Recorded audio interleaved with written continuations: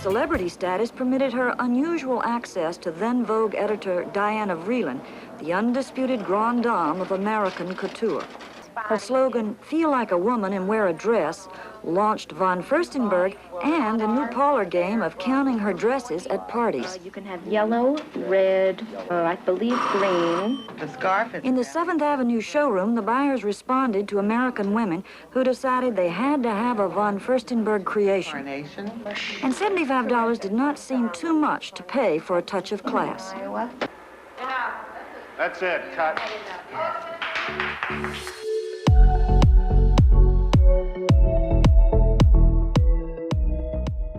Normally, if you are interested in fashion, you will go to fashion school. You will go to fashion school, you will learn everything that you have to learn. You will learn technique, you will learn to draw, you will learn business. I mean, you will learn everything about the fashion business. In my case, I did not go to fashion school. There are all the doors in front of you because you're a young woman, so you could push any door. And some doors are more glamorous than others, and some doors are not glamorous at all.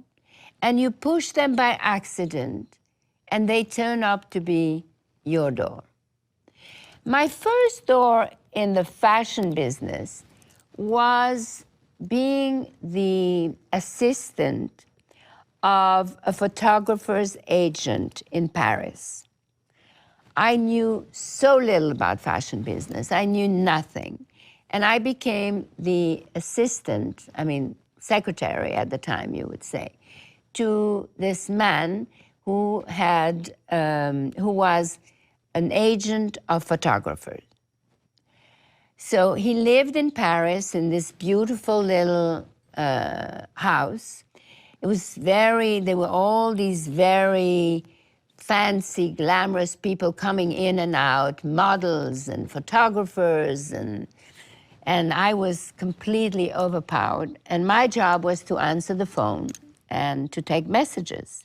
What I learned about the business of fashion on the image side, I learned that in order to make images were so important because they were the magazines.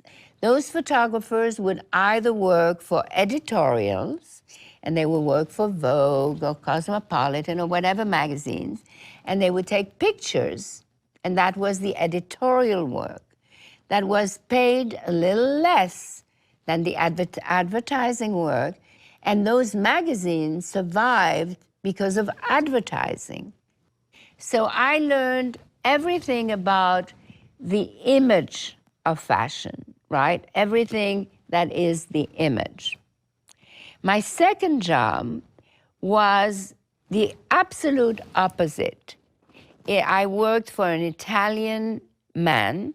This man, called Angelo Ferretti, had a printing plant, which means that he would actually buy from a variety of illustrators, people who actually draw for textile design. And he would look at hundreds of designs and he would say, this, no, this, then he would put it aside, then he would negotiate the price. And we did this for hours. And that's how I learned how you take a design, a print, how you do repeats, and how you print it. So I learned everything about printing with these incredible workers, these colorists. And you know, they're not just workers, they're really artisans. And a lot of those colorists, their father was a colorist and their grandfather was a colorist. So it was really, you actually really learned a craft and you learn a passion. So here I am, 20-year-old, in this factory. It was cold in the winter, it was hot in the summer. Not quite sure what I was doing there, not quite sure what I was learning. But now, when I look back, every single thing that I did at that time, I put to use, and I still do.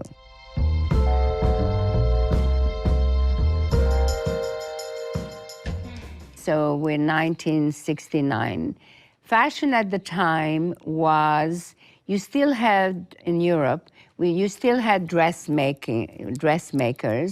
you had couture houses, and you just were at the beginning of prêt-à-porter, just at the beginning of buying clothes off the shelves. In America, you already did.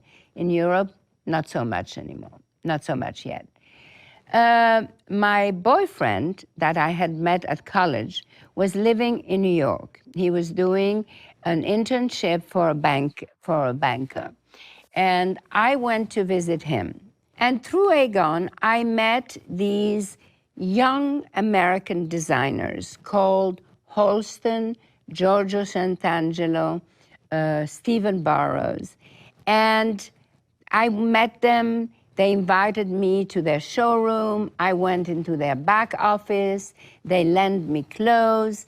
And I saw another way of looking at fashion. And I didn't even acknowledge it at the time until I went back to Italy, back to the factory, and with a great desire of finding a way I could go back to America. So I went to see Angelo Ferretti, the owner of the factories, and I told him, I said, I am getting married and I'm going to have a baby and I'm going to move to America. Will you please allow me to make some samples from your factory that I will try to sell in America? And he said yes. So I did just that. And then I would also work with Bruna, the pattern maker, and pull whatever was on the floor and try to make, the extension of what was a T-shirt, turn it into a T-shirt dress. And a T-shirt dress, you could make it knee length and you could make it long length and all of that. And then there was a beautiful little wrap top that we made together that looked just like what the ballerinas wear when they cover up over their tutu. It was just a wrap top. And we made a matching skirt to go with it. I sailed to America with a lot of dreams in me, with a child in my belly, and with 2 big suitcases full of little dresses that I was hoping to sell in America.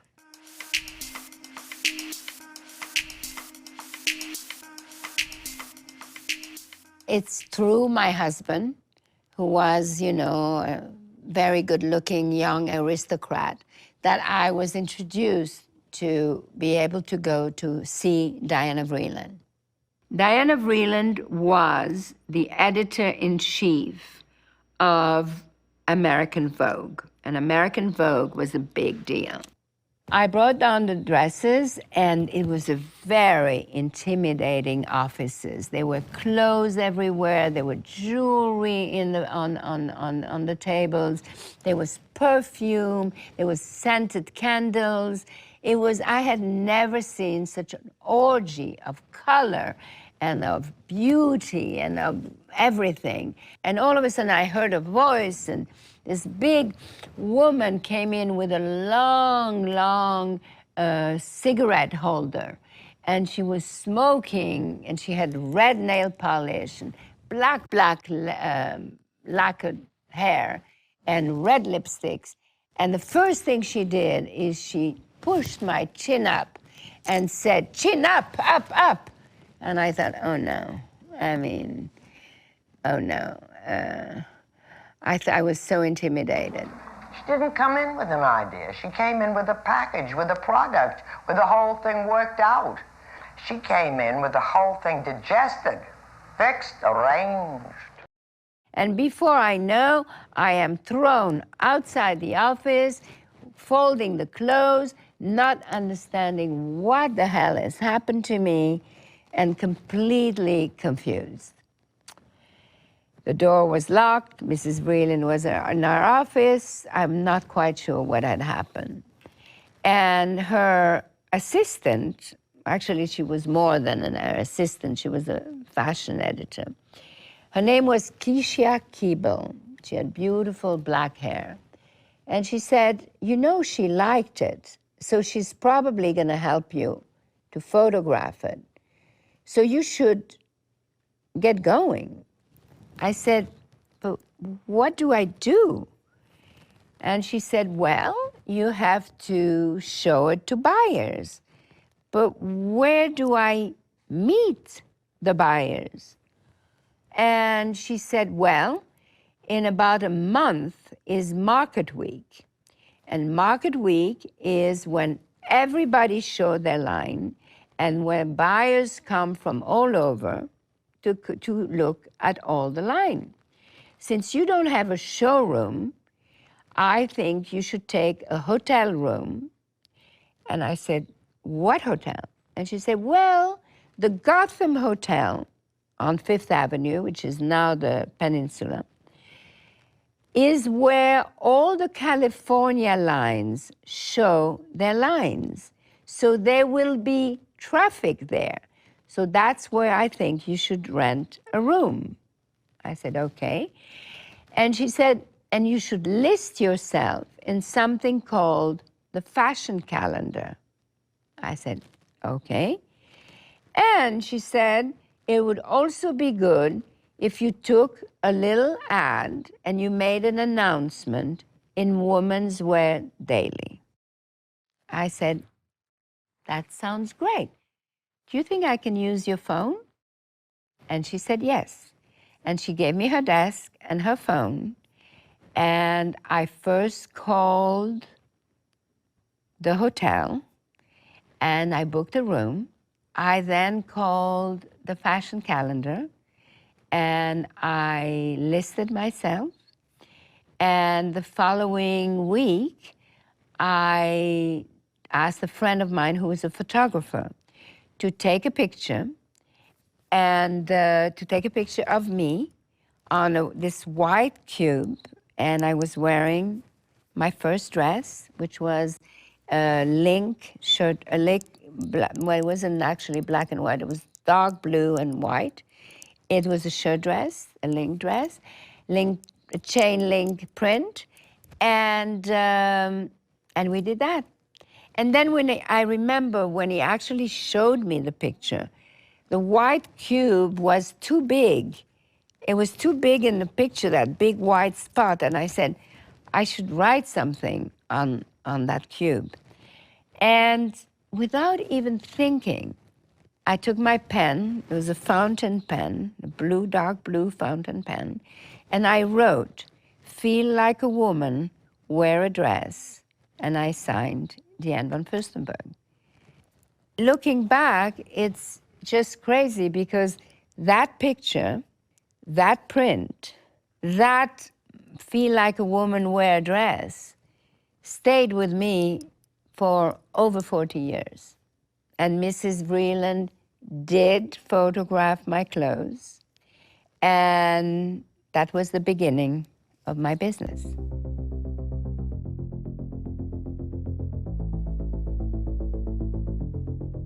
As you go along the way, the journey of your career, you have mentors, you have people you meet that will mentor you, people who will help you. You will find people who are in the same position as you. You went to school together or you went to a program together and then you end up competing with each other, but you're still family.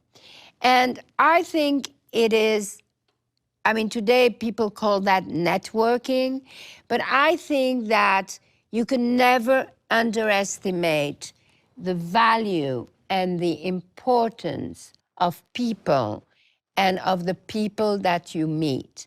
I think it's very important to pay attention to the people you meet and not always to the role that they have, because very often Somebody who is today an assistant may be the editor-in-chief in a few years. And it's very interesting because the people who become your most valuable mentors, at the time, most probably you won't realize it. Angelo Ferretti was the most important person in my business, my professional life, because he taught me everything. He allowed me to use his factories, and later on, he was very, very helpful.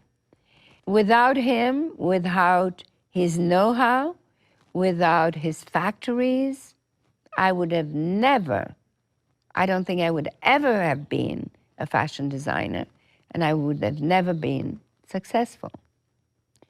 Diana Vreeland, who I was so afraid of and terrified by, and who I thought would never, ever be interested in little, inexpensive dresses that look like nothing when you sew them on the hangers, would actually be the person who saw first the value of these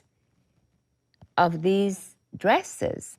Every designer has a different path, and you just have to find your path. You have to find your door. You have to find the one person that you connect with, that is either intrigued by you, or that likes you, or likes what you do, and then you go from there.